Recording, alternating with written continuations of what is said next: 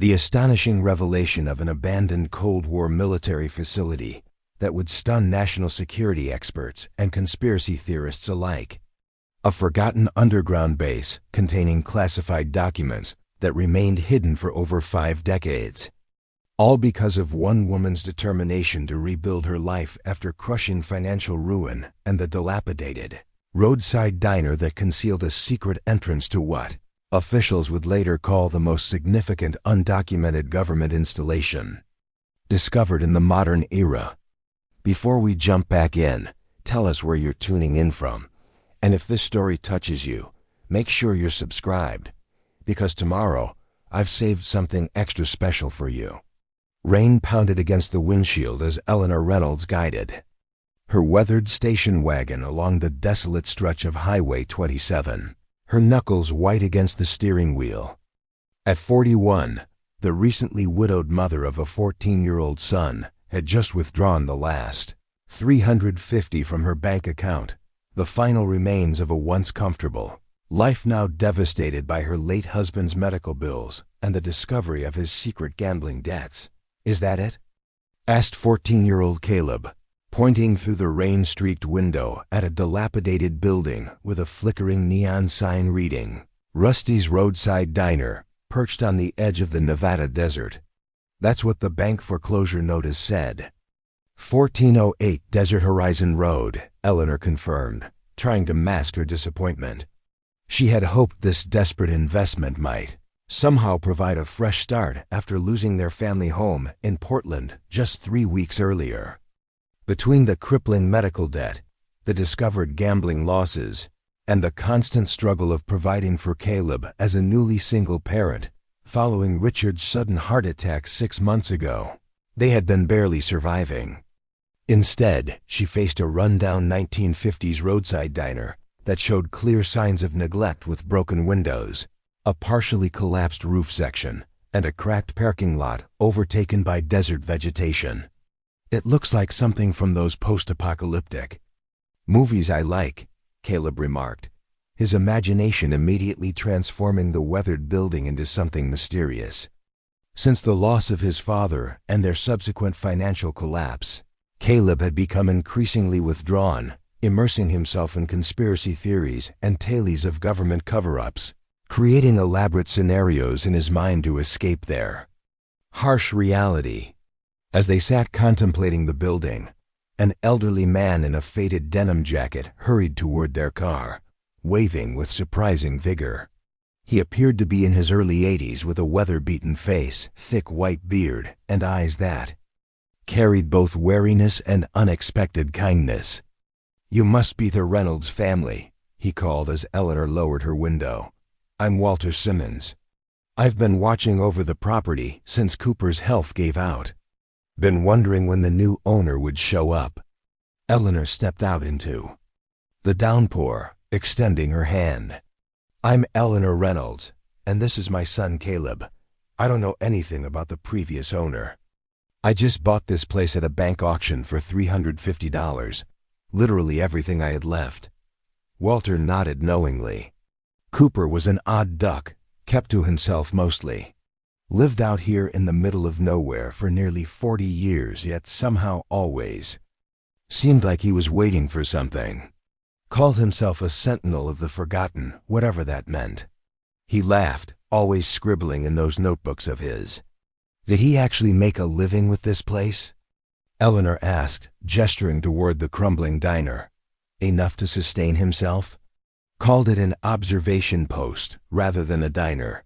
Stayed open just enough to avoid suspicion. Had quite a reputation among certain truckers and drifters who claimed he'd offer free meals in exchange for information about government convoys.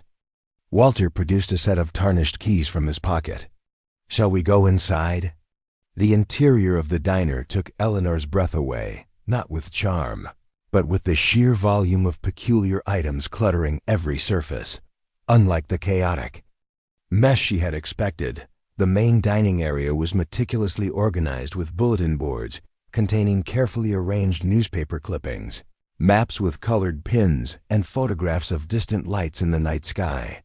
Glass display cases housed what appeared to be unusual rock samples, military patches, and various electronic components that Eleanor couldn't identify. "Cooper lived here?" she asked in surprise, noticing a small living area visible through a door behind the counter. "Moved in about 15 years ago after selling his trailer," Walter confirmed. "Said he needed to be at his post 24/7. Electricity works well enough when the generator's running. The well pump's somewhat temperamental but functional. There's a modest kitchen and bathroom in the back." As Walter showed them around, Caleb wandered toward a display case containing what appeared to be military items, a tarnished set of dog tags, what looked like a fragment of an olive-green uniform with an unusual insignia, and several unfamiliar coins or medallions. "Mom, check this out," he called, his face pressed against the glass. Inside was a small metallic object shaped like a pentagon with strange engravings around its edge. "That's from a classified military project, according to Cooper," Walter remarked, clearly impressed by Caleb's interest. "Cooper would have appreciated your curiosity. He always said young people had stopped asking the right questions." That evening, they ordered pizza from the only delivery place willing to drive out to their remote location and continued exploring the diner. Eleanor had called her sister in Portland to ship some essential belongings, deciding they would stay in the living quarters behind the diner for at least a few days while determining their next steps. The more she examined her surroundings, the more baffled she became. Eleanor had expected to find a simple failed business that she could perhaps renovate and restart. Instead, she faced what appeared to be the command center for some kind of our intelligence operation. Preparing and narrating this story took us a lot of time, so if you are enjoying it, subscribe to our channel. It means a lot to us. Now back to the story. As night fell, Eleanor discovered a filing cabinet filled with meticulous records dating back to 1974. Cooper Mitchell, the previous owner, had been systematically documenting unusual activities in the surrounding desert, military vehicle movements, strange lights in the sky, and what he referred to as personnel transfers at a location he called the facility. "Mom, look at this," Caleb said, carefully examining a small metal box under the desk lamp. "These switches move when you press them in a specific sequence. It's like some kind of security device." Eleanor watched as her son, always fascinated with electronics, manipulated the box's controls, aligning different colored indicators with what appeared to be a fixed marker on the side. "You might be right." Cooper's notes mentioned something about a security protocol, but not in the conventional sense. Later that night, after Caleb had fallen asleep on the small pull-out couch, Eleanor continued reading through the journals. One entry from 5 years earlier caught her attention. April 17, 2020. Dr. Harmon confirmed the radiation readings matched those recorded during the Perseus Project tests at White Sands in 1972. This suggests the underground facility is still operational, despite official records claiming decommissioning. In 1989, the Sentinel program appears more significant than previously believed. Not simply weapons research, but something the military brass deemed essential for national contingency planning. The operators who established these black sites took their security clearances to their graves with only encoded access protocols, passed down through designated civilian contractors. The Mitchell family's role has been to monitor not just facility activities, but the integrity of its containment systems. I've identified 3 other potential Sentinel families, but approaching then directly poses risks. There are powerful interests who would prefer this history remain buried. Eleanor closed the journal, her mind racing. What had she bought? Was this just the elaborate fantasy of an eccentric old man? Or had Cooper Mitchell actually been tracking a genuine government secret? And who were these powerful interests he mentioned? The next morning, Walter returned as promised, bringing groceries and fresh coffee from his own home 10 miles down the highway. When Eleanor cautiously asked about Cooper's research into military activities, Walter's typically cheerful expression grew serious. "So, you found his journals?" he said, glancing toward the back room. "I wondered if he'd leave them for you to find." Cooper was obsessed with government operations, particularly the measures taken to conceal certain facilities during the Cold War. Most people thought he was just a conspiracy nut, but there were occasionally visitors who seemed very interested in his observations. "What kind of visitors?" Eleanor asked, keeping her voice low as Caleb explored the diner inventory. "Men in dark SUVs who didn't introduce themselves properly. About 3 years ago, 2 of them offered to buy the diner and all its contents for well above market value. Cooper refused." Walter hesitated. "After that, there was a break-in. Nothing obvious was taken, but Cooper installed better locks and became even more secretive about his work." This information sent a chill through Eleanor. She hadn't mentioned the filing cabinet or its contents, and now wondered if she should keep them secret, even from Walter, who seemed genuinely fond of the diner's previous owner. Later that day, while Walter minded the diner, Eleanor visited the county records office to learn more about the property. Inside the folder containing the deed and property records, she found a sealed envelope containing another key, smaller and more modern than those to the diner, with a tag labeled Storage Unit 27, Desert Horizons Self-Storage. The storage unit turned out to be a small climate-controlled space, about 15 miles away in the nearest town. Inside were carefully organized filing cabinets and plastic containers, each meticulously labeled with dates and content descriptions. One entire wall was covered with a large corkboard, creating what looked like an investigation board from a detective movie. Photographs of desert locations, military vehicles, and unusual light phenomena were connected by colored strings with handwritten notes attached to each item. At the center was a reproduction of a letter dated June 1974, apparently from a Colonel Thomas Warren to a civilian contractor named Mitchell Howard, Cooper's father. "The Perseus facility must be secured from unauthorized access. You are hereby contracted to implement the civilian monitoring protocol as discussed. As agreed, select observation posts have been established with line of sight to key access points. The encoded security protocols must remain separate from official documentation. When the national emergency protocols are revoked, the civilian surveillance program will be formally recognized and compensated according to the terms in attachment B. Surrounding this central document were photographs of locations across the Nevada desert, many marked with the same strange symbols that appeared on the metal box Caleb had found. Colored pins created what appeared to be triangulation points or sightlines connecting various locations. As Eleanor studied the board, she noticed a modern satellite map with several locations circled in red. One circle marked the location of the diner itself. Another highlighted an area about 20 miles northwest in what appeared to be empty desert near a dry lake bed. Her phone buzzed with a text from Walter. "Man asking questions about Cooper's research. Says he's from Department of Energy. Never seen him before. Thought you should know." Eleanor's heart raced as she quickly photographed the investigation board and gathered a few folders, labeled Facility Access and Perseus Project Documentation. Whatever Cooper had been researching, others were clearly interested in it, and now they knew she had purchased the diner.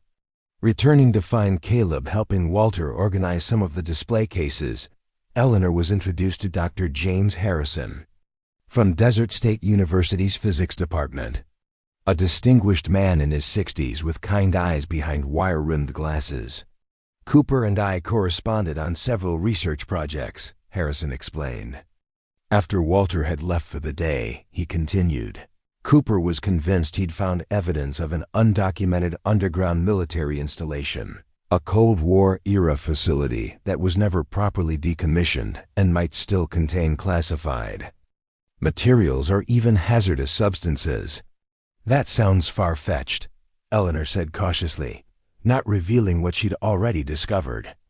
Most conspiracy theories are, Harrison agreed with a smile.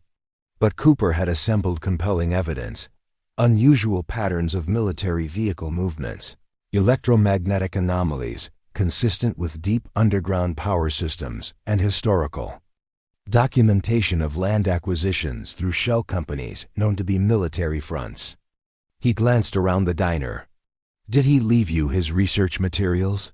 Before Eleanor could answer, the diner door swung open and a well-dressed man in his 40s entered.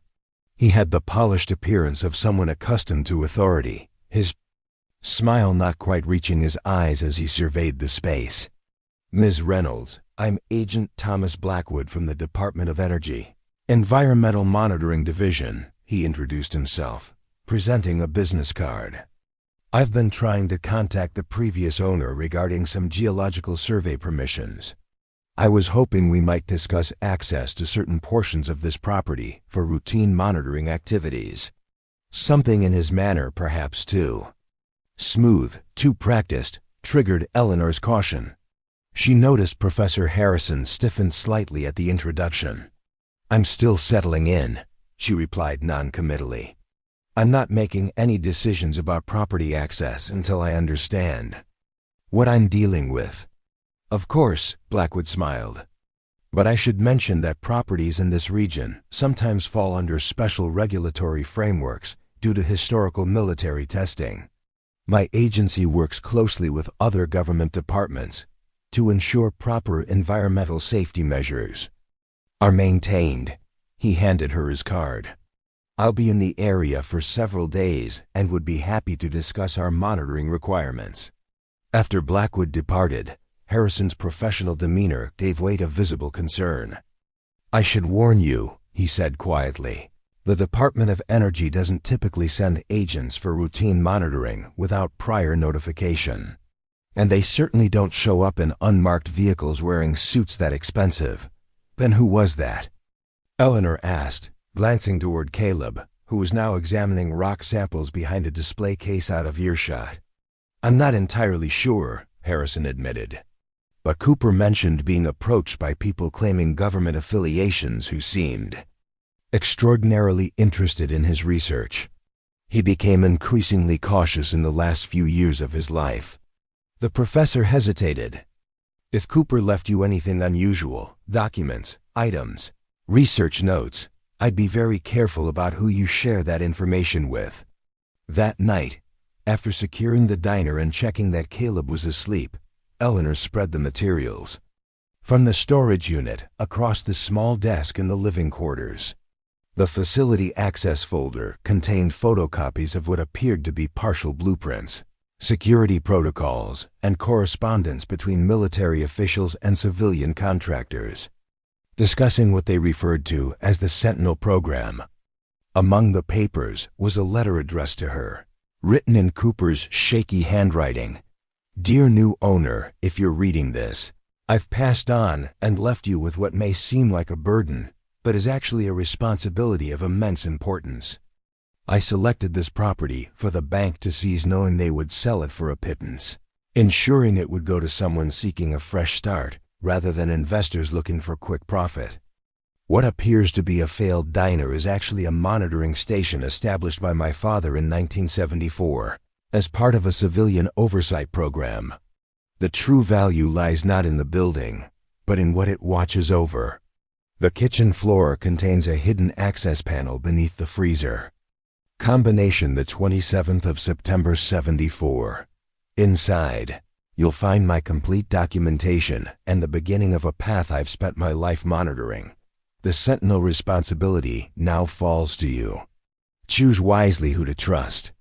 Not all government activities are recorded in official documents, and some facilities are meant to remain hidden until the right moment. Your predecessor, Cooper Mitchell. A hidden access panel? Caleb exclaimed, startling Eleanor, who hadn't heard her son wake up. It's like a real-life conspiracy from my forums. The kitchen was small but efficiently organized with commercial-grade equipment that had seen better days. Together, they carefully moved the freestanding freezer unit to reveal an unremarkable section of linoleum flooring. Upon closer inspection, a barely perceptible seam formed a square roughly 3 feet across. Eleanor knelt and carefully felt along the edges until she found a small depression. Pressing it caused a panel to pop up slightly, revealing a combination dial. She entered the numbers from Cooper's letter, the 27th of September 74. The panel clicked and lifted, revealing a metal ladder descending into darkness. "What's down there?" Caleb asked, his voice hushed with excitement. "I have no idea," Eleanor replied, reaching for the flashlight they'd found earlier. "But we're about to find out." The beam from Eleanor's flashlight illuminated a narrow, concrete passageway extending beneath the diner's foundation. The air felt cool and surprisingly fresh, suggesting some kind of ventilation system. Rusted metal conduits ran along the ceiling, disappearing into the darkness ahead. "Mom, this is incredible," Caleb whispered, his face alight with excitement. "Cooper built a secret bunker." "Stay behind me," Eleanor cautioned, her heart pounding as she descended the metal ladder. The passage appeared to be professionally constructed, not the amateur work of a conspiracy theorist. Concrete walls, reinforced ceiling supports, and what looked like military-grade electrical conduits suggested resources far beyond what a diner owner could access. After about 30 feet, the passage opened into a small chamber containing a desk, filing cabinets, and obsolete monitoring equipment. Old cathode ray screens, radio equipment, and what appeared to be seismic sensors filled the space. A thick layer of dust covered everything, but unlike the cluttered diner above, this room was organized with military precision. "Look at this," Caleb said, pointing to a large wall-mounted map of the surrounding desert. Red pins marked several locations, connected by strings to form triangulation points. At the center of these intersecting lines was a location approximately 20 miles northwest of the diner, the same area circled on the map Eleanor had found in the storage unit. On the desk sat a leather-bound journal, more recently used than the equipment surrounding it. Eleanor opened it carefully, finding entries dated just months before Cooper's death. September 15, 2022. Unusual activity at primary access point. 3 unmarked vehicles observed at 0200 hours. First personnel transfer in nearly 7 years. Something has changed. The facility is becoming active again after years of minimal operations. Must reactivate monitoring protocols. As Eleanor continued reading, she discovered Cooper had been maintaining a decades-long surveillance operation established by his father. The bunker contained sensitive equipment designed to monitor radiation levels, unusual electromagnetic activity, and even ground vibrations from the location marked on the map. "Mom, there's another door," Caleb called, pointing to a heavy metal door at the far end of the room. Unlike the monitoring station, this door appeared to be recently maintained, its hinges oiled and its security system operational. A keypad, mounted beside it, glowed with dim red light. "We shouldn't go further tonight," Eleanor decided, noting how late it had become. "Let's document what we found and think carefully about next steps." They spent another hour photographing the room's contents before returning to the diner above, carefully securing the hidden access panel beneath the freezer. Neither noticed the black SUV parked on the distant highway, its occupant using high-powered optics to observe the diner's windows while speaking quietly into a secure communications device. "Subject has discovered the monitoring station. Surveillance will continue. Authorization requested for recovery team standby."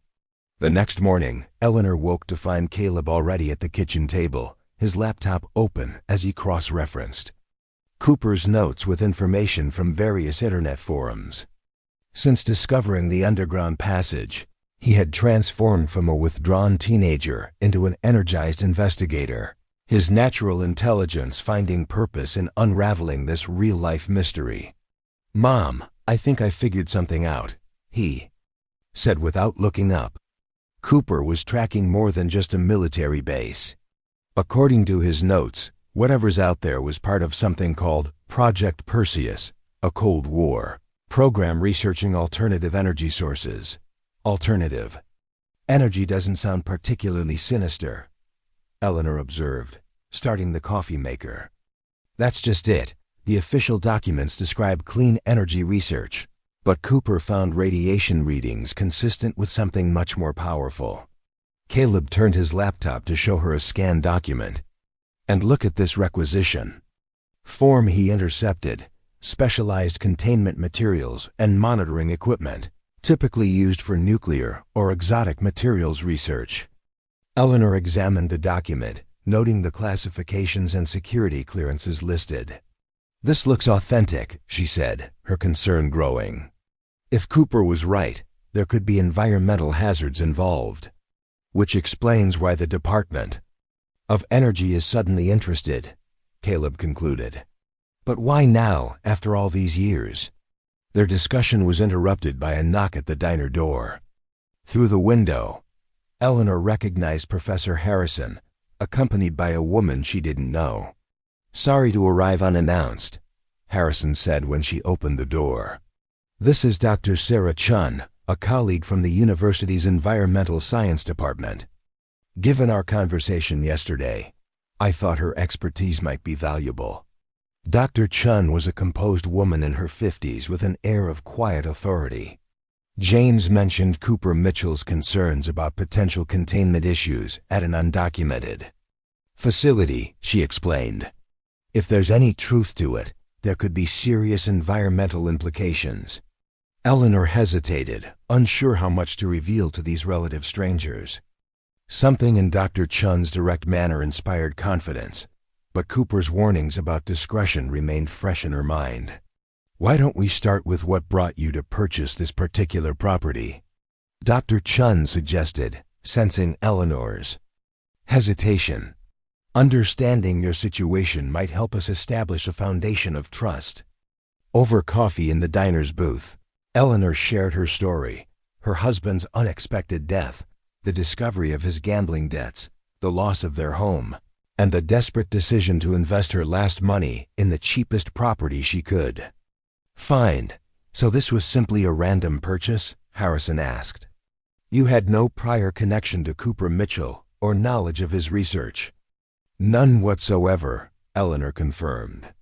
"I was just looking for a fresh start, somewhere Caleb and I could rebuild our lives." Dr. Chun nodded thoughtfully. "Sometimes the universe has a strange way of putting the right people in the right places at precisely the moment they're needed." She placed a small device on the table, pressing a button that emitted a soft hum.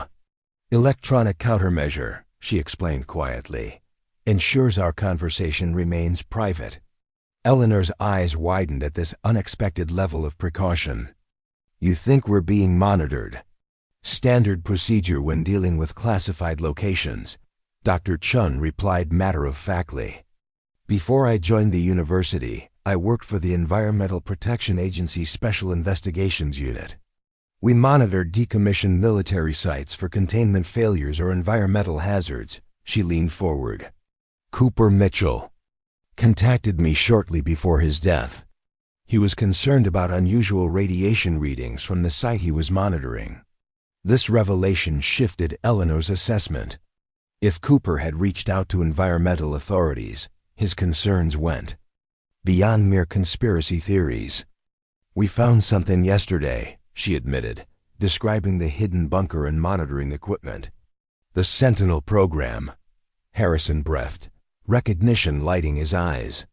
"It was rumored among certain scientific circles, civilian contractors, employed to provide independent monitoring of classified facilities as a failsafe against cover-ups of environmental hazards." "Exactly," Dr. Chun confirmed. "Established in the early 1970s after several incidents were successfully concealed by military authorities, potentially endangering civilian populations. The program was never officially acknowledged, but it created an independent reporting chain outside military command structures." "And you think Cooper was one of these sentinels?" Eleanor asked. Not just Cooper, his father before him. The program was designed to be generational, with responsibilities passed down through families specifically selected for their reliability and discretion. Dr. Chun produced a tablet displaying a map of Nevada. Based on the coordinates Cooper shared with me, the facility in question is here, approximately 20 miles northwest. Officially, there's nothing at that location but empty desert. But Cooper's monitoring equipment was tracking something, Caleb interjected. Something still active. That's what concerns me, Dr. Chun nodded. According to official records, all facilities in this region were decommissioned by 1989. If Cooper's readings are accurate, something remains operational, something never properly documented or decommissioned. Like what? Eleanor asked, feeling increasingly out of her depth. Project Perseus was officially a research initiative exploring alternative energy sources, Harrison explained. But rumors suggested they were investigating something far more exotic: energy generation through controlled quantum fluctuations. In English, please, Eleanor requested. They were allegedly attempting to harness energy from what theoretical physicists call vacuum energy, the background energy that exists in supposedly empty space. Harrison simplified. If successful, it would represent the most significant energy breakthrough in human history, and potentially catastrophic if containment failed, Dr. Chun added grimly. The energy densities involved would be unprecedented. Eleanor felt a growing sense of unease. What had begun as a desperate investment in a failed diner had somehow placed her at the center of what sounded like a dangerous government secret. What exactly are you suggesting we do? We need to verify whether the facility exists and assess its current status, Dr. Chun stated simply. If it's abandoned but contains hazardous materials or active systems, proper containment protocols must be implemented. And if it's still operational? Caleb asked. Then we need to determine whether proper safety measures are being maintained and whether the current activities are authorized, Dr. Chun replied. Either way, documentation is our first priority. They spent the afternoon reviewing Cooper's materials, correlating his observations with satellite imagery and historical documentation Harrison accessed through university resources. The picture that emerged was disturbing, a pattern of land acquisitions through shell companies, unusual vehicle movements at odd hours, and sporadic energy signatures consistent with a deep underground facility. Cooper's monitoring equipment was ingeniously calibrated, Harrison observed as they examined the bunker beneath the diner. These are modified versions of standard seismic sensors, but reconfigured to detect specific energy signatures. And they're still operational, Caleb added, examining the systems. Look, the backup power system is running on solar cells concealed on the diner's roof. Cooper designed this to function indefinitely with minimal maintenance. Eleanor watched her son work with the equipment, amazed at how quickly he had adapted to this extraordinary situation. Since Richard's death, Caleb had withdrawn into a world of online conspiracy forums and isolation. Now, faced with a real-world mystery, his natural intelligence and problem-solving abilities were flourishing. As evening approached, they formulated a plan. Dr. Chun would use her EPA contacts to research the official status of the land where the facility allegedly existed. Harrison would analyze Cooper's historical readings to establish patterns of activity. Eleanor and Caleb would continue organizing Cooper's research to create a comprehensive timeline. What about Blackwood? Eleanor asked. If he returns, what do we tell him? Nothing, Dr. Chun advised firmly. Until we know which agency he actually represents and what their interest is, complete discretion is essential. After Harrison and Dr. Chun departed, promising to return the following day, Eleanor and Caleb continued exploring Cooper's records. In a locked cabinet in the bunker, they discovered something unexpected: architectural drawings labeled Perseus Facility Access Tunnel System, dated 1972. Mom, look at this, Caleb said excitedly, spreading the blueprints across the desk. "These show a network of tunnels connecting various points in the desert, and this one," he traced a line with his finger, "runs directly from a point about half a mile behind the diner toward the facility location. You think there's another tunnel from here?" Eleanor asked, stunned by the implication. Not from the diner itself, but from somewhere nearby. According to these coordinates, Caleb checked the measurements. The nearest access point would be located in that rock formation visible from the back window. Eleanor felt a chill despite the bunker's controlled temperature. Cooper built his diner here deliberately to monitor this access point. "Exactly," Caleb nodded. "And based on these schematics, it's a maintenance tunnel, not a main entrance. Perfect for discreet observation." The next morning, they decided to investigate the rock formation. About half a mile behind the diner, a jumble of reddish boulders protruded from the desert floor, seeming entirely natural to casual observation. Armed with water bottles, Cooper's detailed maps, and a handheld radiation detector found among his equipment, they carefully examined the formation.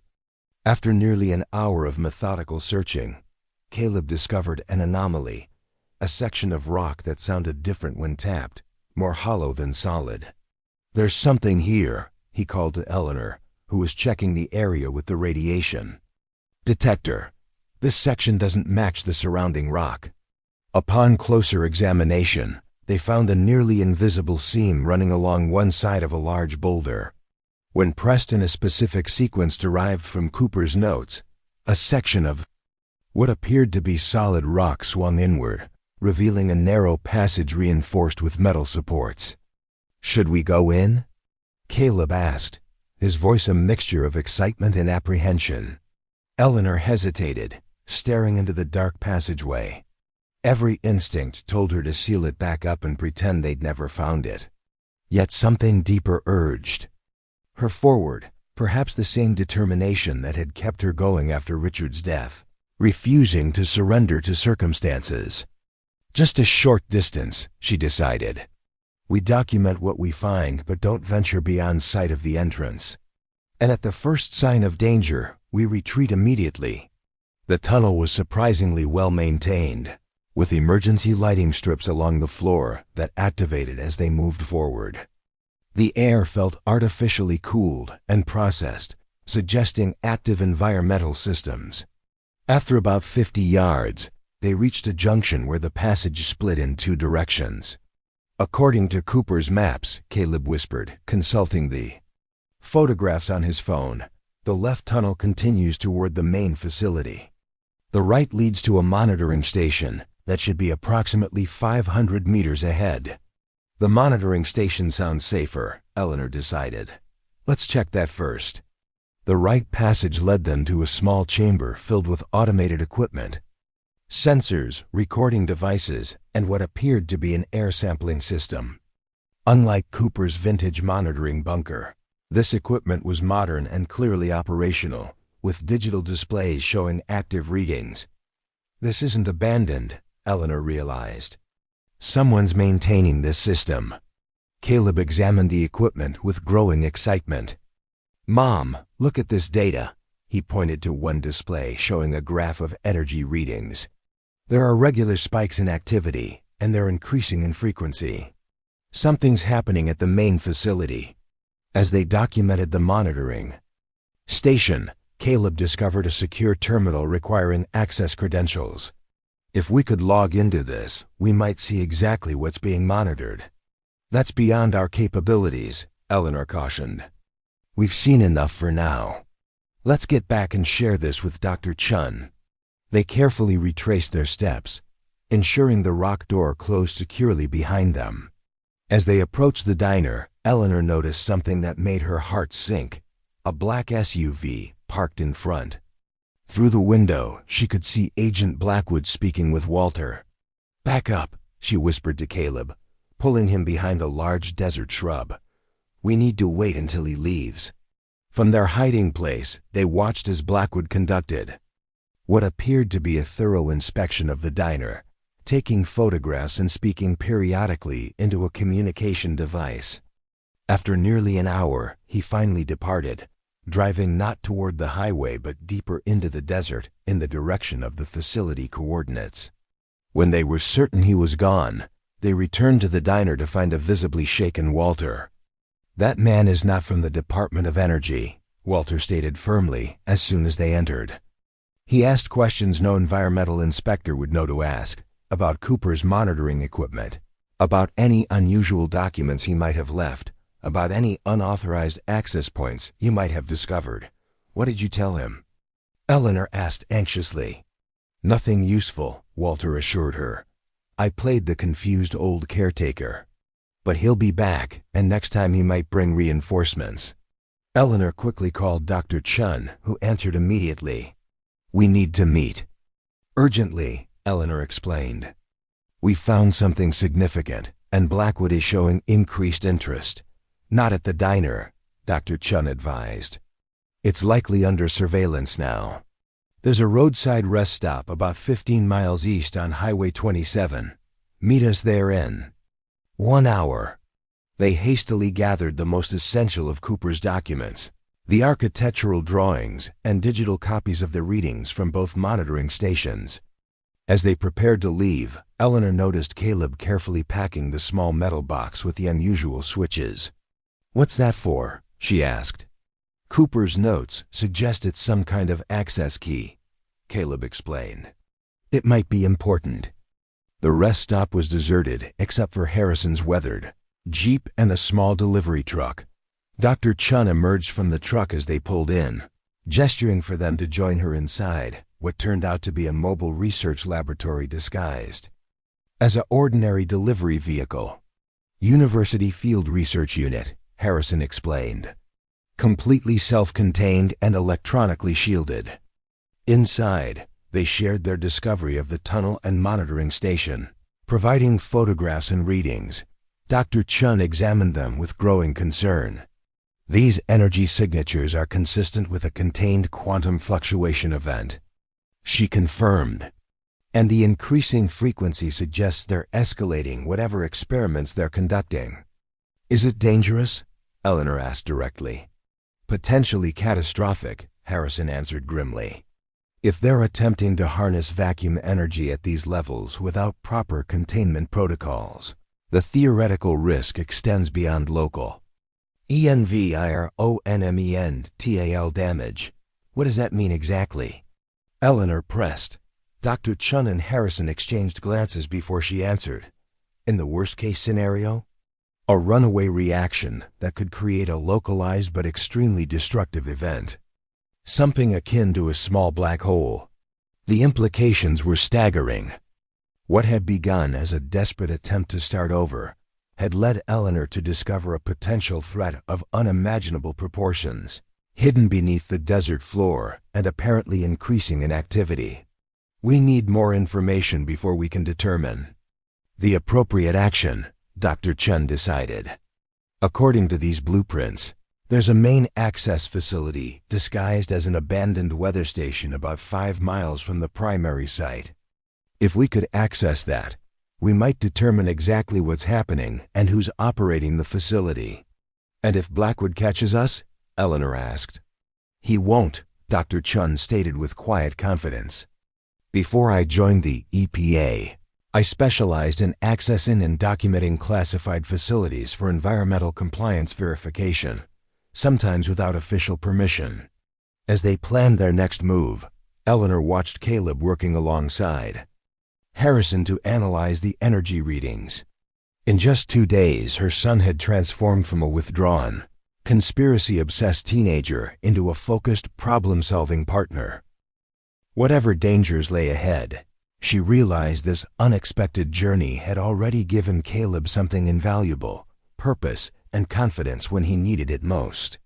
What began as a desperate $350 investment in a failed diner had become something far more significant, potentially a mission to prevent disaster.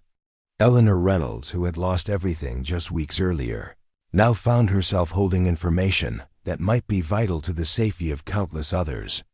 As night fell over the desert, They finalized their plan to investigate the main access point the following day.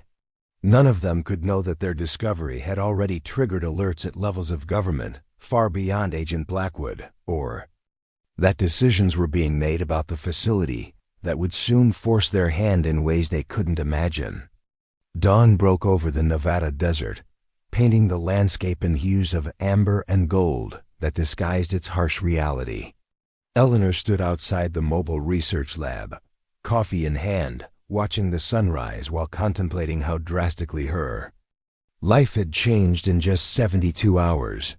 From destitute widow to potential whistleblower on a classified government facility, the transformation seemed impossible. Yet here she was. Beautiful, isn't it? Dr. Chun joined her, gesturing toward the horizon. I've spent 20 years investigating environmental threats, and I'm still awed by the resilience of nature. Even in places where humans have done their worst, life adapts and continues. Is that what keeps you going? Eleanor asked. Even when facing powerful opposition?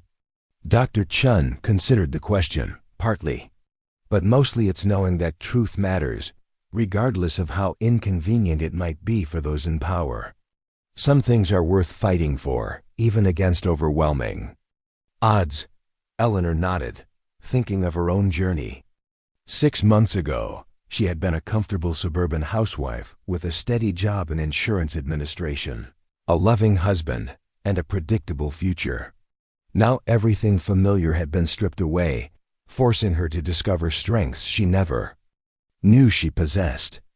Inside the lab, Harrison and Caleb were reviewing satellite imagery of their target, an abandoned weather monitoring station that, according to Cooper's documents, concealed the main access point to the Perseus facility. The station appears genuinely abandoned, Harrison noted, zooming in on a dilapidated structure surrounded by chain-link fencing. No obvious security measures visible from satellite imagery. That's deliberate, Caleb pointed out, referencing Cooper's notes. According to this, all security is subsurface or disguised as environmental monitoring equipment. These solar panels that look damaged? They're actually advanced sensors tracking movement across a 2-mile perimeter. Dr. Chun joined them, impressed by Caleb's analysis.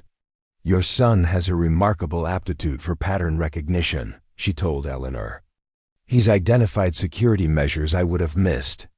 Eleanor watched with pride as Caleb explained the facility's likely security protocols. In their previous life, his intelligence had often made him an outcast among peers more interested in sports and social media. Here, among people who valued critical thinking and problem-solving, he was flourishing. Our approach needs to account for these disguised sensors, Dr. Chun decided, studying the map. We'll need to disable at least 2 to create a safe corridor. How do we do that without alerting whoever monitors them? Eleanor asked. Dr. Chun smiled, opening a case containing specialized equipment.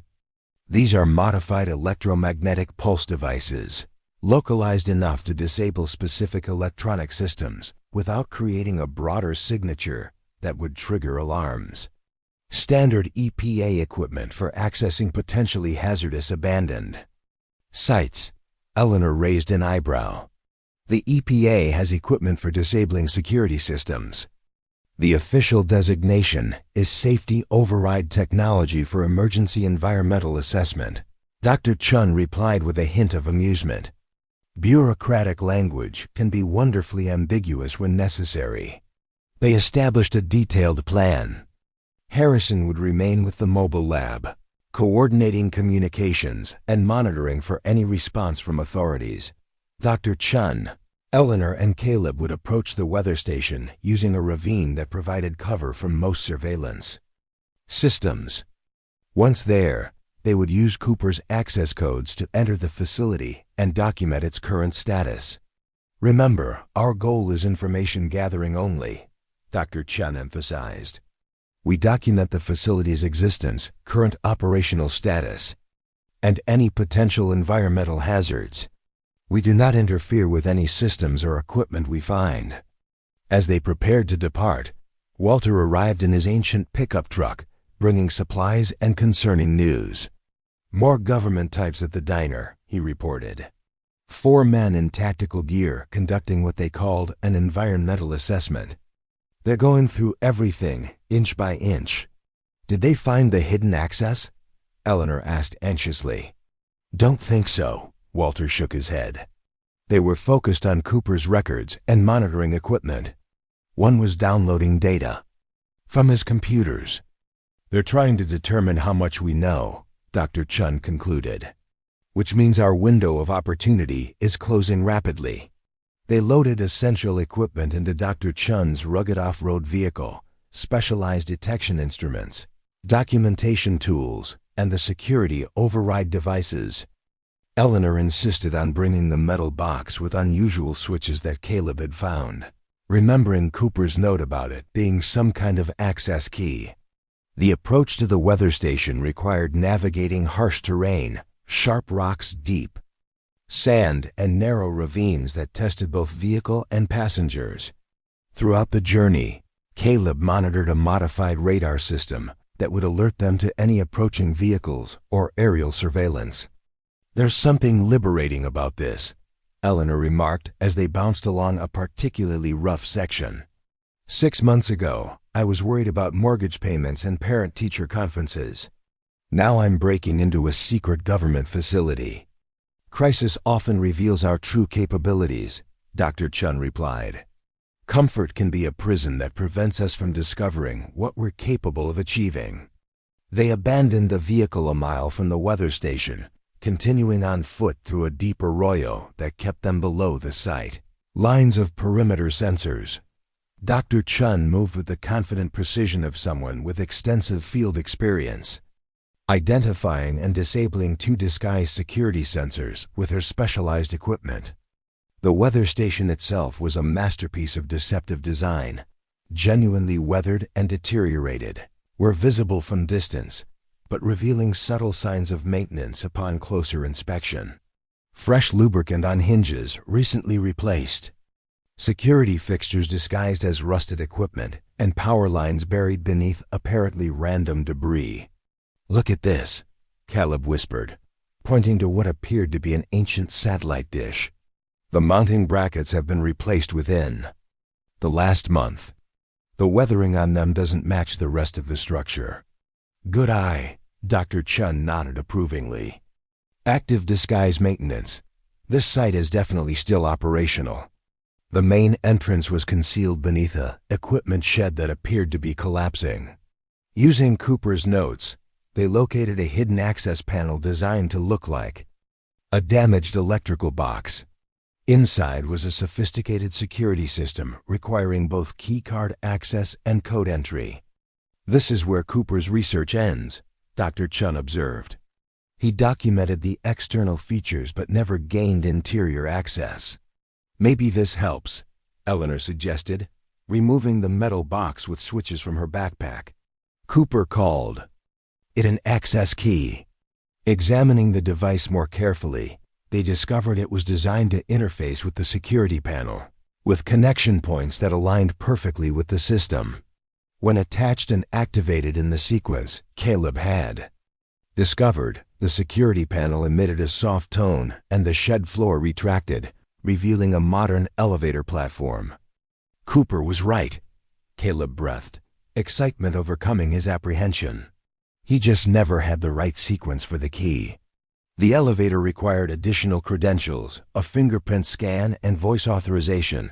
Dr. Chun produced a King specialized override device from her equipment case. EPA Emergency Access Protocol, she explained, attaching the device to the control panel. Designed for accessing potentially hazardous sites during environmental emergencies. After several tense minutes, the override completed its work. The elevator doors closed and they began descending, far deeper than any of them had anticipated. Digital indicators showed they were passing 100 feet, then 200, continuing downward past 500 feet before finally stopping. The doors opened to reveal a sterile white corridor with recessed lighting, clean, modern, and unmistakably active. Warning signs indicated they were entering a restricted research environment, with quantum stability protocols in effect. "This is definitely not an abandoned facility," Eleanor whispered, her voice tight with tension. Dr. Chun quickly assembled her documentation equipment, a specialized camera designed to capture detailed imagery while recording environmental readings. "We need to move efficiently.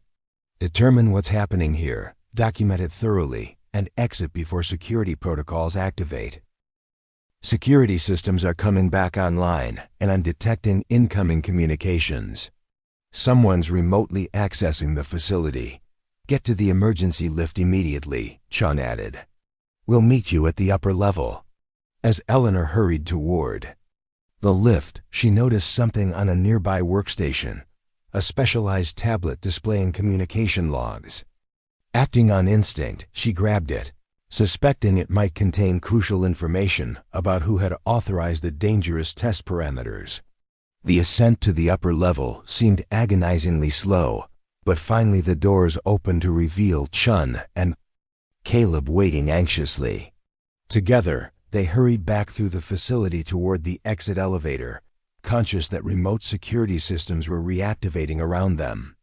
"We need to get this information to proper authorities," Chun said as they ascended to the surface.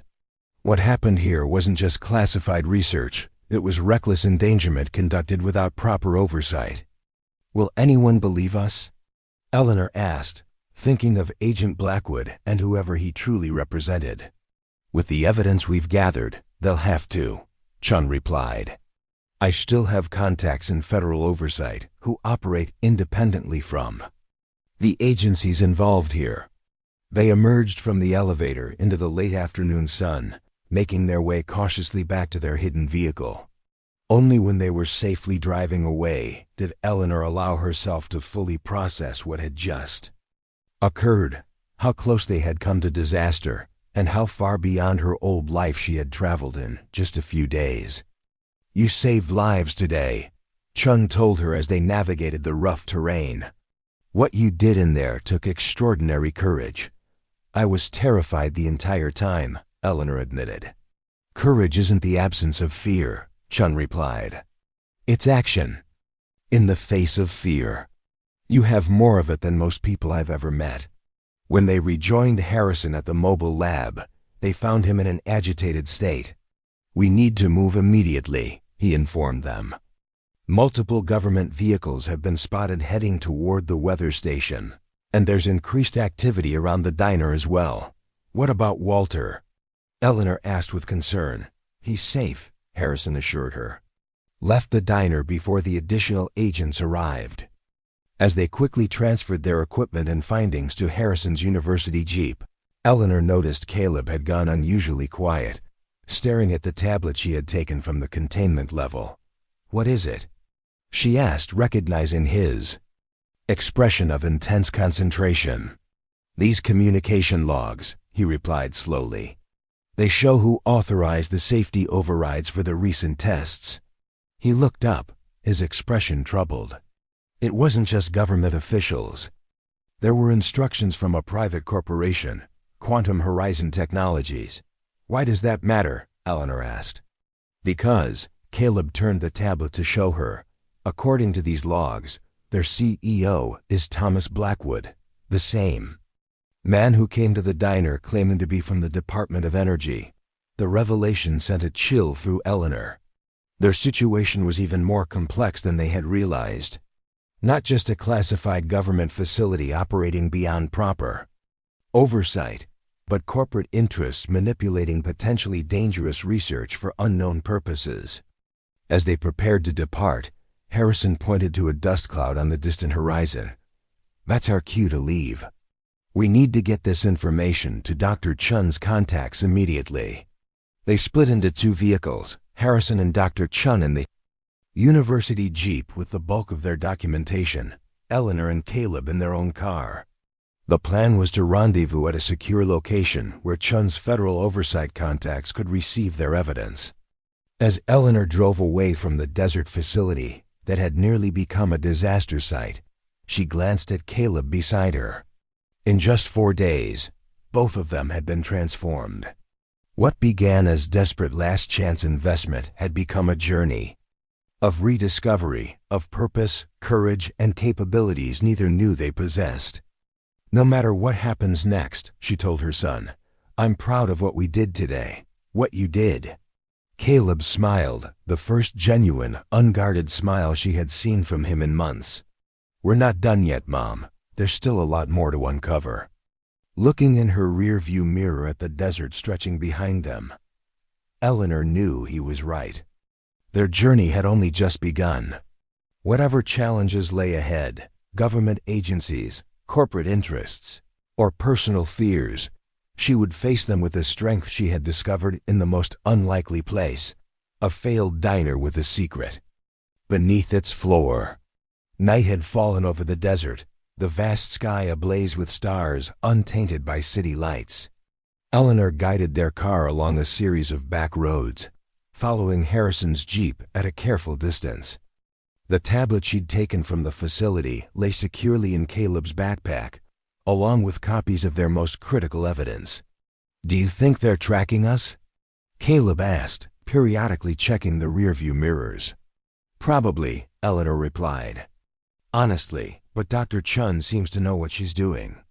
The rendezvous point was an abandoned mining research station about 70 miles east, a location chosen by Chun's federal contact for its remoteness and multiple exit routes. As they approached, Eleanor killed the headlights, navigating the final stretch by moonlight as instructed. The station appeared deserted, a collection of weathered buildings surrounding a central courtyard. Harrison's Jeep was already parked behind the main structure, hidden from aerial observation. As they pulled alongside it, Dr. Chun emerged from the shadows. "My contact is 20 minutes out," she informed them, leading them inside what had once been an administrative building. "We need to organize our evidence systematically, prioritize the containment failure, the safety overrides, and Blackwood's corporate connection."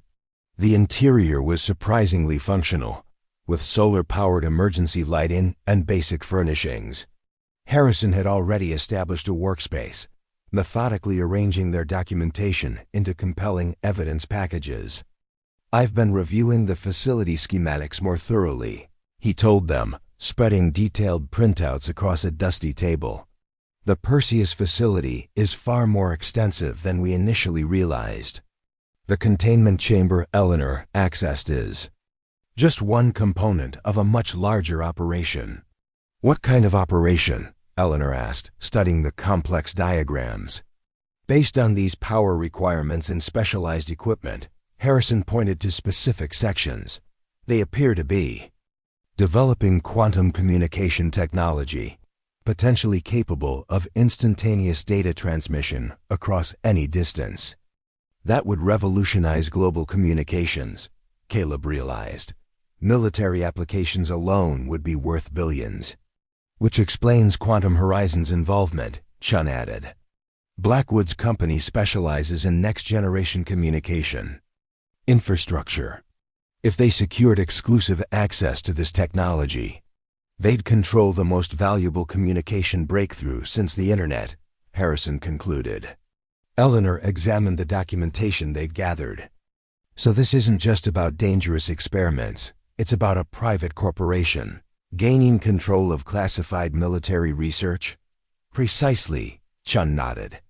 "And bypassing safety protocols to accelerate development, regardless of potential risks."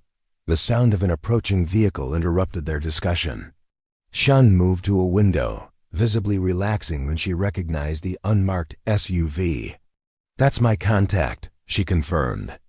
"Federal Oversight Commission, independent of both military and intelligence hierarchies." The man who entered was not what Eleanor had expected.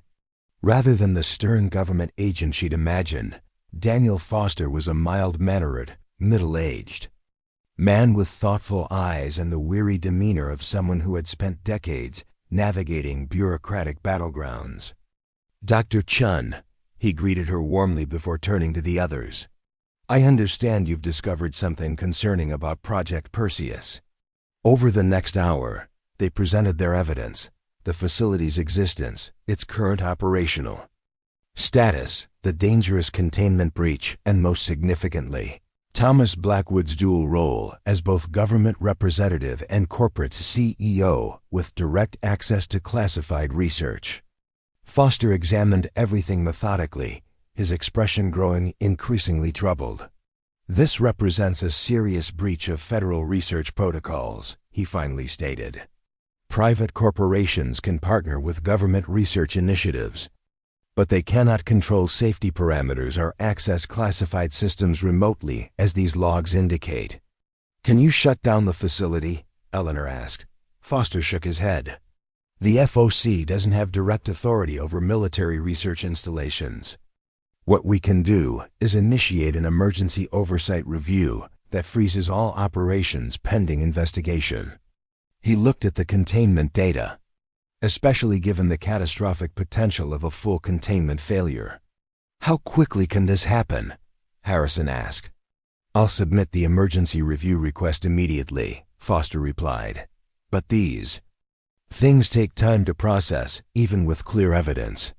"Time may be something we don't have," Caleb interjected, showing them the tablet screen. "According to these schedules, they're planning an even larger test in less than 48 hours. With energy levels 30% higher than the test that nearly failed today." Foster's expression darkened. "That significantly accelerates our timeline." He made a decision. "I need to get this evidence to my superiors immediately. The fastest approach would be for you to accompany me to our regional headquarters in Las Vegas. Your first-hand testimony would strengthen the case considerably." As they discussed logistics, headlights appeared on the distant access road, multiple vehicles approaching rapidly. "We have company," Harrison warned, moving to the window. "3 black SUVs, no markings." "That's not my backup," Foster confirmed grimly. "We need to move, now." They hastily gathered their evidence, splitting it between Foster's vehicle and their own. The plan formed quickly. Foster would take Harrison and Dr. Chun directly to FOC headquarters with the primary evidence. Eleanor and Caleb would take an alternate route, carrying backup copies and the facility tablet as insurance. "If we're separated," Foster instructed, handing Eleanor a secure communication device, "proceed to this address in Las Vegas. It's on FOC-safe location. Use access code 4729 and wait for our contact." As the approaching vehicles drew closer, they moved swiftly to their cars. Eleanor hugged Dr. Chun quickly. "Thank you for believing us," she said. "Thank you for your courage." Chun replied, "Most people would have walked away from this. You didn't." With Foster's SUV leading, they exited through a maintenance road at the rear of the property. Lights extinguished until they reached the main highway. There, they separated, Foster's vehicle heading west toward Las Vegas while Eleanor turned east as planned, intending to circle back later via a longer, less predictable route. "Do you think they'll be okay?" Caleb asked, watching the taillights of Foster's SUV disappear. "Dr. Chun is pretty resourceful," Eleanor replied, trying to sound more confident than she felt. "And Foster seems to know what he's doing." They drove in tense silence for nearly an hour, taking a series of increasingly remote back roads according to the route Foster had outlined. The moonlit desert stretched endlessly around them, broken occasionally by rock formations and sparse vegetation. "Mom," Caleb said suddenly, studying the tablet intently, "I think I've found something important in these communications logs." "What is it?" "There's a pattern to the test schedules and safety overrides," he explained. Blackwood's company wasn't just pushing for faster development. They were specifically testing energy spikes that matched certain communication frequencies. And look at this. He showed her an exchange between Blackwood and someone identified only as director, discussing not just communication technology, but translocation applications. "Translocation?" Eleanor asked, unfamiliar with the term. "It's theoretical. Quantum physics," Caleb explained, his voice quickening with realization. It's about moving not just information, but physical matter through quantum fields. You mean like teleportation? Eleanor asked incredulously. Something like that, Caleb confirmed. These logs suggest they achieved successful translocation of test materials in controlled experiments. The recent tests were attempting to scale up to larger mass objects. The implications were staggering, not just revolutionary communications, but a transportation breakthrough that would transform everything from military operations to space exploration. The potential value was incalculable. No wonder Blackwood was willing to override safety protocols, Eleanor said. The first company to control this technology would. Her words were cut short by sudden, blinding headlights behind them, appearing seemingly from nowhere on the empty desert road. The vehicle was closing rapidly, its high beams illuminating their car's interior. "Hold on," Eleanor warned, pressing the accelerator. Their aging station wagon lurched forward, but was clearly no match for the powerful vehicle pursuing them. "There's another road coming up," Caleb called out, checking their map. "Unmarked access road to the right. Might lose them in the rougher terrain." Eleanor made the turn sharply, the station wagon bouncing violently as they left the paved surface for a rutted dirt track. The pursuing vehicle followed without hesitation, clearly equipped for off-road conditions. "They're gaining," Caleb reported tensely. Eleanor pushed their car to its limits, but the gap continued closing. When the pursuing vehicle was just yards behind, brilliant red and blue lights suddenly flashed from its grille and roof. "Police?" Eleanor asked in confusion. "I don't think so," Caleb replied. "Desert Patrol vehicles don't look like that." A commanding voice boomed from the vehicle's external speakers. "This is federal security. Stop your vehicle immediately." "Federal security isn't a real agency," Caleb whispered urgently. "Cooper's notes mentioned they sometimes use that cover." Eleanor made a split-second decision, veering sharply onto an even smaller side trail that wound between rocky outcroppings. The maneuver bought them precious seconds, but their pursuer adjusted course immediately. "There's something up ahead." Caleb pointed to a dark shape looming in the moonlight, an abandoned mining structure nestled against a hillside. Eleanor aimed for it, hoping to find cover or at least a defensive position. As they approached, the building revealed itself to be an old processing facility with multiple outbuildings and what appeared to be mine shaft entrances. She cut the headlights and swung behind the largest structure, just as their pursuer crested the rise behind them. Without stopping, she continued through the complex, navigating by moonlight until she found a partially collapsed equipment shed to conceal their vehicle. "Grab the backpack with the evidence," she whispered as she killed the engine. "We need to move on foot." They slipped from the car into the shadows of the abandoned mining operation. Behind them, they could hear their pursuer methodically searching the complex, powerful spotlights sweeping across the decaying structures. "This way," Caleb urged, pointing toward what appeared to be a mine entrance set into the hillside. "If we can get inside, they won't be able to follow with the vehicle." The mine entrance was partially obstructed by fallen debris, but they managed to squeeze through into the darkness beyond. Caleb activated the flashlight on his phone, revealing a tunnel reinforced with ancient timber supports stretching deep into the hillside. "Should we risk it?" Eleanor asked, eyeing the questionable structural integrity. "Better than being caught," Caleb replied, already moving forward. They advanced cautiously, aware that each step took them deeper underground and further from potential escape routes.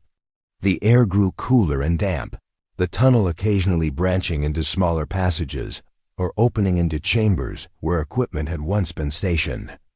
After about 10 minutes of careful progress, they paused to listen. Distant sounds suggested their pursuer had discovered the mine entrance and was following on foot. "We need to find another way out," Eleanor whispered, studying the rough map posted on a rotting board at a junction. There, Caleb pointed to a passage marked as connecting to a ventilation shaft. If we can reach that, it might lead to the surface. They changed direction, moving as quietly as possible through the increasingly narrow passage. The tunnel showed signs of instability, fallen rocks, cracked support beams, and ominous creaking sounds above. "Mom," Caleb said quietly as they navigated a particularly tight section, "if we get separated for any reason, promise you'll continue to the FAIC headquarters. This evidence needs to reach them, regardless of what happens to us." Eleanor stopped, turning to face her son in the dim light. "We're not getting separated," she stated firmly. "We started this together, and we'll finish it together." The determination in her voice surprised even her. 6 months ago, she had been devastated by Richard's death, overwhelmed by debts, and uncertain of her ability to move forward. Now, facing genuine danger in an abandoned mine while being pursued by government operatives, she felt oddly clear and focused. They continued forward until they reached a vertical shaft with metal rungs embedded in the wall, leading upward toward a faint glimmer of starlight. Eleanor went first, testing each rung carefully before trusting her weight to the decades-old metal. The climb was arduous, the ancient ladder creaking ominously with each movement. Halfway up, one of the rungs pulled partially from the wall under Eleanor's weight, causing her to lurch sideways before regaining her grip. "Careful, Mom," Caleb called from below, his voice tight with concern. After what seemed an eternity, Eleanor reached the top, emerging into the cool night air through a ventilation structure partially concealed by desert vegetation. She helped Caleb up the final few rungs, both of them collapsing on the ground in exhausted relief. Their respite was brief. The sound of voices echoed from the shaft below. Their pursuer had found their trail and was following. Without speaking, they moved quickly away from the ventilation shaft, staying low and using the scattered rock formations for cover. They had traveled perhaps half a mile when headlights appeared on a ridge ahead, more vehicles joining the search. They were being surrounded. "We need to separate," Eleanor decided reluctantly. "They're looking for 2 people together." "No way," Caleb refused immediately. "We stay together." "Listen to me." Eleanor gripped his shoulders. "You have the tablet and copies of the key evidence. I'll create a diversion, draw their attention. You continue to the coordinates Foster gave us."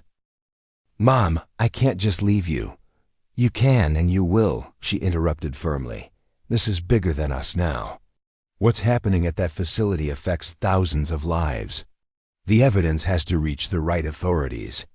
Caleb's expression reflected an internal struggle, the boy wanting to stay with his mother, battling with the young man who understood the importance of their mission. Finally, he nodded reluctantly. "Take this," he said, removing Cooper's metal switchbox from his backpack. "If they catch you, tell them this is the access key they're looking for. It might buy you some leverage." Eleanor embraced him fiercely. "I am so proud of you," she whispered. "Now go, stay low, keep to the shadows, and don't stop until you reach the safe house." They separated, Caleb moving west toward the distant highway while Eleanor headed deliberately east, making herself visible enough to draw pursuit. Her plan worked almost too well. Within minutes, she heard vehicles changing direction, converging on her position. She ran until her lungs burned, putting distance between herself and Caleb's escape route. When the vehicles had fully committed to her direction, she ducked into a dry wash, hoping to evade their spotlights long enough for Caleb to reach safety. The respite was brief. A spotlight found her, and moments later she was surrounded by armed figures in tactical gear. Their leader stepped forward, removing night vision goggles to reveal a face she recognized, Agent Blackwood. "Mrs. Reynolds," he said with surprising civility, "you've led us on quite a chase." "Who are you really?" Eleanor demanded, buying time for Caleb's escape. "Exactly who I said I am," Blackwood replied. "Though my Department of Energy credentials are somewhat supplemental to my primary role." He gestured to the emblem. On one of the vehicles, Quantum Horizon Technologies. I believe you've learned about my company's involvement with Project Perseus. You mean your illegal appropriation of classified research? Eleanor challenged. Or your willingness to risk catastrophic containment failure to advance your corporate interests? Blackwood's expression hardened slightly. You have a remarkably simplified view of a complex situation, Mrs. Reynolds. The research at Perseus represents the most significant technological advancement of the century. Conventional development timelines would delay its implementation by decades. So you circumvented safety protocols and nearly caused a disaster, Eleanor stated flatly. A calculated risk that would have been unnecessary if your group hadn't interfered with the facility systems, Blackwood countered. Where is your son, Mrs. Reynolds? And where is the evidence you've collected? Eleanor held up Cooper's metal switchbox. You mean this? Cooper Mitchell's access key. Blackwood's eyes narrowed as he examined the device. That's not what we're looking for, though it's certainly of interest. Where is the facility tablet you removed from the containment level? Gone, Eleanor replied truthfully. Already in the hands of federal authorities. I doubt that. Blackwood smiled thinly. Our sources indicate your federal contact is still en route to Las Vegas with your academic friends. Which means your son has likely gone ahead with the evidence. He turned to his team. Expand the search perimeter. The boy is on foot, probably heading west toward the highway. Eleanor's heart sank, but she maintained her defiant expression. You're making a serious mistake, Blackwood. The Federal Oversight Commission doesn't take kindly to corporate exploitation of classified research, especially when it endangers civilian populations. The FOC is one of many oversight bodies, Mrs. Reynolds, and not the most influential, Blackwood replied dismissively. By morning, the situation will be contained, the proper narratives established, and Project Perseus will continue its vital work under appropriate supervision. Appropriate meaning your company's control, Eleanor challenged. Public-private partnership is the foundation of American innovation, Blackwood stated smoothly. Now, shall we continue this discussion somewhere more comfortable? My facility has excellent accommodations for guests. The implied threat was clear. Eleanor was escorted to one of the vehicles, her hands secured with plastic restraints. As they prepared to depart, a radio call came in from one of the search teams. They had spotted someone moving approximately 2 miles west. Eleanor's stomach clenched with fear for Caleb, but she maintained a neutral expression, unwilling to confirm Blackwood's suspicions. As their vehicle bounced across the desert terrain, she gazed out at the star-filled sky, drawing strength from the same determination that had carried her through the past 6 months of hardship. This wasn't over. Caleb was resourceful and intelligent. If anyone could evade capture and complete their mission, it was her son. And she had not come this far, discovered this much courage within herself, only to surrender now. The journey took them not to a detention facility, as she had expected, but directly to the Perseus installation, accessing through a different entrance than the weather station they had infiltrated earlier. The security was visibly enhanced, with armed personnel and additional surveillance systems deployed around the perimeter. Inside, the facility hummed with increased activity. Personnel in both military and corporate uniforms moved purposefully through corridors that had been deserted during their earlier visit. Blackwood led her to a secure conference room where several people awaited their arrival. Eleanor Reynolds, Blackwood announced, the civilian who accessed our facility and interfered with the containment systems during today's anomaly. A distinguished older man in a military uniform studied her with calculating eyes. Mrs. Reynolds, on General Harkin's military oversight for Project Perseus. You've created quite a situation for us. I created a situation? Eleanor replied incredulously. Your containment systems were failing. If we hadn't intervened, You might be dealing with a disaster zone instead of an unauthorized access issue. That's one interpretation, the general acknowledged. Though our technical team suggests the containment fluctuations were within anticipated parameters until external interference occurred. That's not true, Eleanor stated firmly. The logs clearly showed safety protocols were overridden, pushing the system beyond design tolerances. A scientist seated at the table shifted uncomfortably at her words. Eleanor noted the reaction, realizing there were divisions within the Perseus team itself. Not everyone supported Blackwood's aggressive approach. Regardless of technical disagreements, Blackwood interjected smoothly. We have a more immediate concern. Mrs. Reynolds and her associates have collected significant documentation about this facility, including operational details that remain highly classified. Where is this documentation now? General Harkins asked directly. With people who will ensure it reaches the appropriate authorities, Eleanor replied. The general sighed. Mrs. Reynolds, I understand you believe you're acting in the public interest, but there are national security implications you cannot possibly comprehend. Project Perseus represents technological advancement that could fundamentally alter the strategic balance of power globally. Then why is it being controlled by a private corporation? Eleanor challenged. The public-private development model accelerates innovation, Blackwood began, but the general raised a hand, silencing him. That's a fair question, Harkins acknowledged, and one that has generated significant debate within the Project Oversight Committee. He studied Eleanor thoughtfully. You seem intelligent and reasonable, Mrs. Reynolds. Perhaps we can reach an understanding that serves everyone's interests.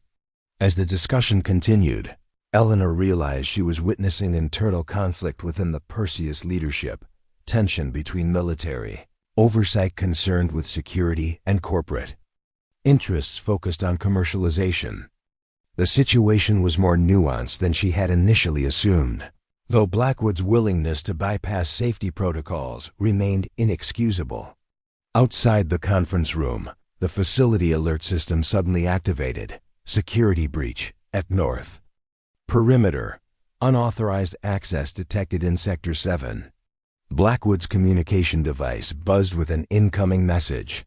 His expression darkened as he listened. It appears we have additional visitors, he informed the general. The folk has arrived with a cease and desist order and a rather substantial security detail. Eleanor felt a surge of hope. Foster had reached his superiors, and they had responded with unexpected speed and force. Somewhere out there, Caleb had likely reached safety as well. General Harkins rose, his expression grim but resigned. We will comply with the oversight review, of course. Project Perseus has nothing to hide from legitimate federal authority. He fixed Blackwood with a stern look.